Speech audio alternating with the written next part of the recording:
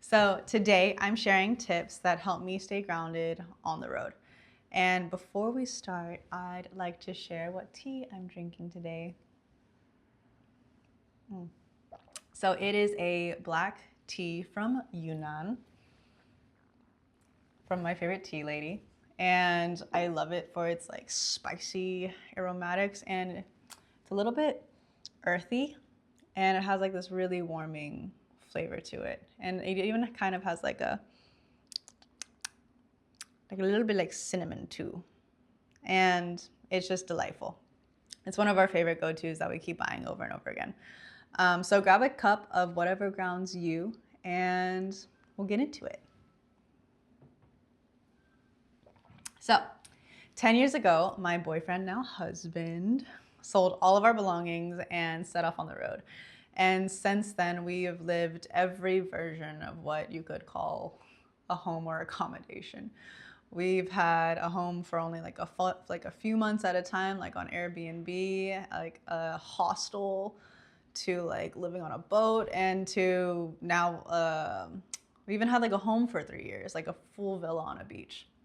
That was dreamy, and everything in between. And last year we got married and started all over again. So no home, no hub, no base, just 2 suitcases and us. And once again, I have found myself untethered. And untethered meaning like I feel like there's like no ground beneath my feet, and it's a little bit uneasy. And then I remembered, because I've done this before, it is my life essentially, my lifestyle. So I remembered that my foundations begin from within, not with what's beneath me or around me. And so I wanted to share my experience with you guys, the lessons that life on the road has taught me, and how I get to reground myself no matter where I am. And I'll be honest with you right now, travel is exhausting. It's a blessing, but it's also very exhausting. So especially when there's like nowhere to go back to, like being on the road permanently does wear on you. And as a Taurus, I need grounding. And so I find it in a lot of little ways. And these are just some of them. So let's get into it. So 1, ground your space. So when you technically live out of a suitcase, you can't really feel grounded if you're digging through it every day. And so wherever I land, I try to make that space feel like home, even if it's only for like a few days. So to ground your space, unpack. Like, unless I'm staying only a night, I always unpack. I fill the closet, I hang up as much as I can, and I set up the bathroom too, putting our toiletries up and putting our 2 toothbrushes in a cup. And you'll really feel a difference, because like when your clothes live in a drawer or in a closet instead of a suitcase, your body finally believes that you are here. And 2, or part 2 of part 1, is set up a charging station away from the bed, like as far as possible. And we actually discovered this practice, my husband and I, when we had a home, and it absolutely like 10x the quality of our sleep. So keep your phone and all your tech as far away from your head as possible while you sleep. Because when you don't have a phone by your pillow, you don't have that incessant need to check it in the middle of the night, or even like that thought in the middle of the night. Like, even though you might not notice it consciously, subconsciously, your brain is like thinking about work or the email, or if you're addicted to the scroll, like to that sweet, sweet feed, you might want to go like reach for that again. And so when you don't have that, you actually get a full night's rest. And my husband loves this part of the ritual, so he sets it up every time we land in a new place. And actually, I think yeah, it's right here. So you can see our little setup over there, and the bedroom in this place is over there. And there's like a door in between, so that's a nice division of space. And we just sleep so much better because of it. So, and speaking of sleep, we'll go on to the last part of part one, which is prepare the bed. Because improving your sleep improves the rest of your health. So this matters more than it seems. So you never know what the sheets, the pillows, the mattress are gonna be like when you travel to a new place. So like most of that you really can't control.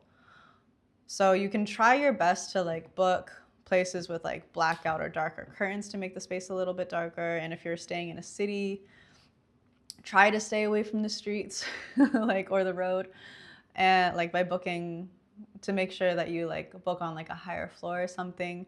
But you know, you can't always control that. And so that's why I like to travel with like a few small things that make our sleep so much more comfortable. And the first thing that sounds like a luxury, but honestly it's worth it, is silk pillowcases.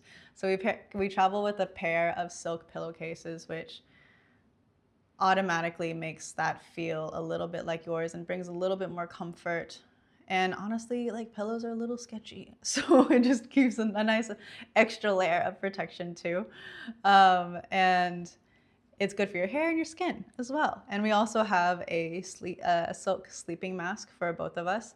Mine gets to cover all the way around like my head and my ears, so that also helps with like sound if we're in a really loud place at the time. And earplugs. So if you are really sensitive to noise, that really helps when you're trying to get sleep in a new city or when you're traveling. And all of it helps you sleep deeper so you can wake up right. So wherever you are, especially when you're on the move, all these tips can help you. And make sure that you can make that space that you're in temporarily your home for the moment, no matter how long you're there, because it'll make a whole lot of difference on how you're grounded in that space. All right, number two.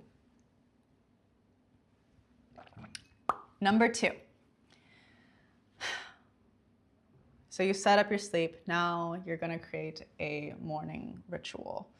So a morning ritual matters no matter where you are, but it's even more crucial when you're traveling. So on the road, every morning is a little different.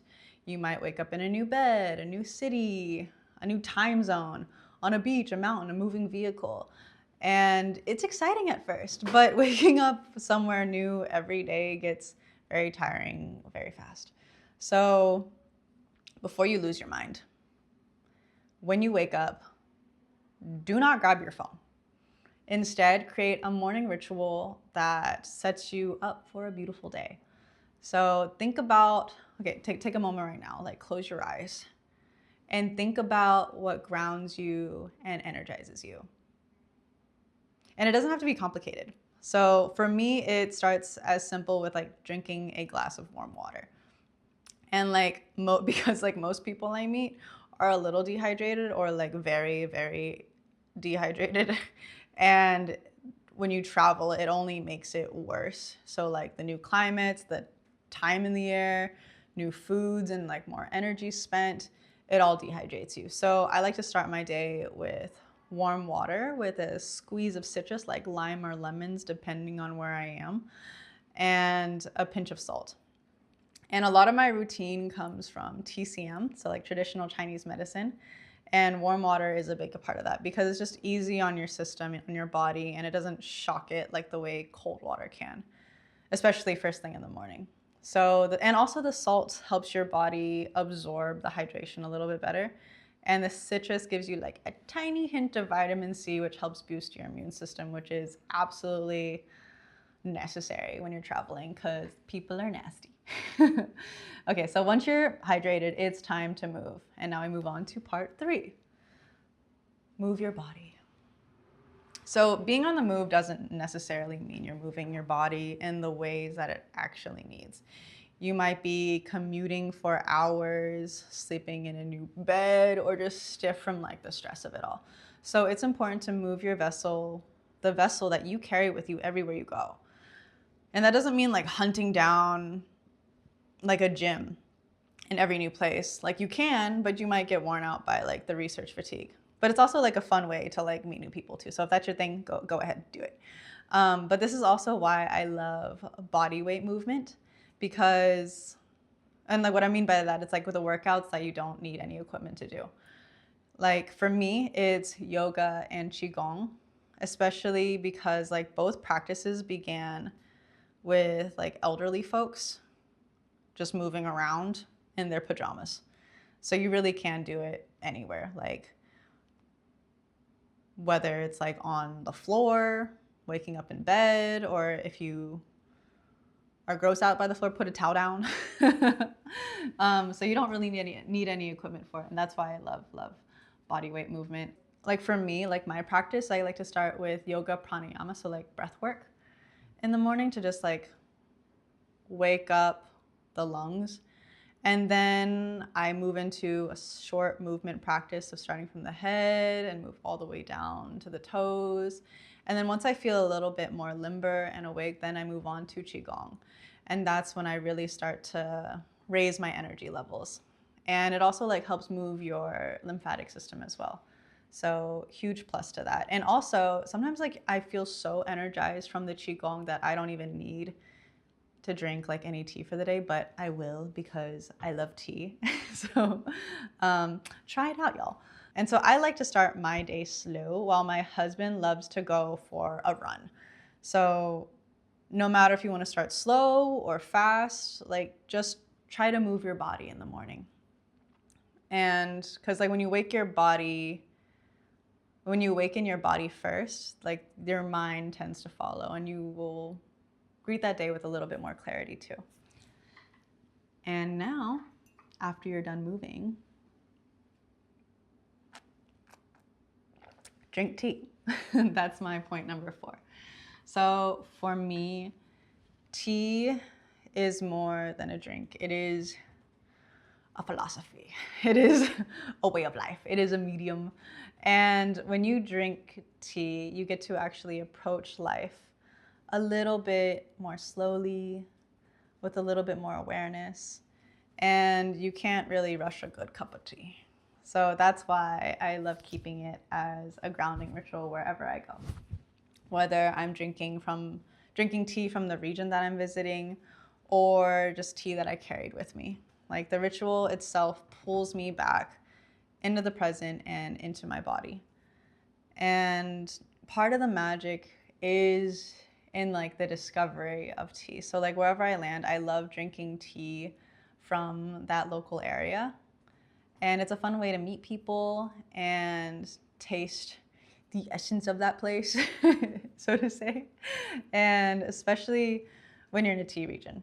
So when I'm headed somewhere without any good tea, I'll bring my own. Either way, tea is how I love to slow down, reground, and arrive, no matter where I am. But I actually wanted to share some fun facts about tea because, like, did you know that every single type of tea, green, black, white, oolong, like the tea leaf tea, comes from the same plant, Camellia sinensis. And the differences in taste come from like the region that it was grown in and how it was processed. And it also just like wakes you up gently because like tea has L-theanine, which alerts and relaxes you at the same time. And so you get the focus without the rush and jitters of coffee. And so wherever I am, whatever's in the cup, it's the same practice. The practice to slow down, breathe, and let the place meet me. Final point is number 5. So number 5, set an intention. So after my movement, after my tea, or sometimes along my tea, I like to meditate for a short while and then say a prayer to ground my mind in gratitude and align my thoughts towards the life that I want to create. So no matter what your beliefs or practices are, gratitude and a daily intention can truly ground you. You notice and appreciate what you already have, and you make space to create something beautiful and meaningful for yourself that day. So, what I love about prayer is that it's a conversation with God and a chance to step outside myself for the moment while going inside, ironically. So, if you're ever feeling a bit lost on like where to start, like one of my favorite prayer practices is the finger prayer from like shared by Pope Francis. And so, with your hands in the prayer position, like if you see like this way, you start with your thumb because your thumb is the closest finger to you. And you pray for those that are close to you. So, like your partner, your family, your friends. And then your index finger, you pray for those who like give directions and stuff. So, like teachers, healers, doctors, people that give you guidance. And then for your middle finger, the tallest, but also ironically the one that you want to like do this to, is like you pray for those with authority, and you pray that they are led by God's guidance, because Lord knows they need it. And then your ring finger, the weakest, fun fact or sad fact, I don't know, but your ring finger is your weakest finger. And so that is the one that you pray for the weak, the sick, and the vulnerable, those who are really in need. And last, you have your pinky, and that's the furthest away from you. And that's when you pray for yourself, because after you've prayed for everybody else and thought about everybody else's needs, you can see your needs a lot more clearly and what you need in your life. And I like to remind myself that it's important to not pray for the outcome, but to pray for the strength and the mindset and the skills to meet it, because you are co-creating this life with God. And so once you've set your intention, you've set up your day for success. And with a little bit more solid grounding within yourself, within your body, within this vessel that carries you, you get to move forward with more confidence and clarity and inner stability. So next time, or if you're planning to, or if you are like a nomad like me right now, or you're about to travel for a while, or maybe you're just like in an in-between transition season of life, I hope that these help you, like the way that they help me.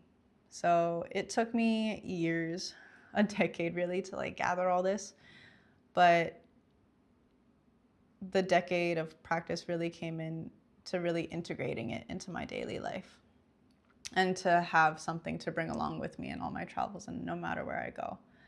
And these are just a few of them that I wanted to share. So thanks for watching, and I look forward to sharing tea with you again next time. Cheers.